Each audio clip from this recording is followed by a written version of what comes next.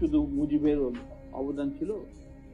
এখানে ভাসানীর নাম নিতে হবে না, ফজলুল হকের নাম নিতে হবে না, ফারুদ্দিন নাম নিতে হবে না?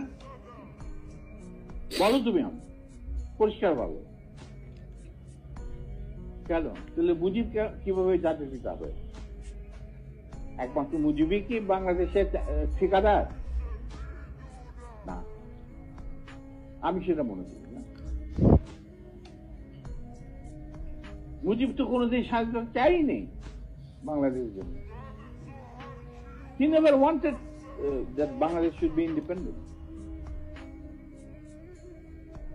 আগরতলা ষড়যন্ত্র মামলা টামলা এই সমস্ত আবল তাবল কথা বলে, কিচ্ছা বলে।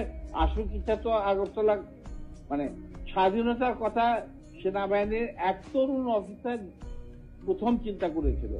তিনি ছিলেন flight commander, flight lieutenant, sorry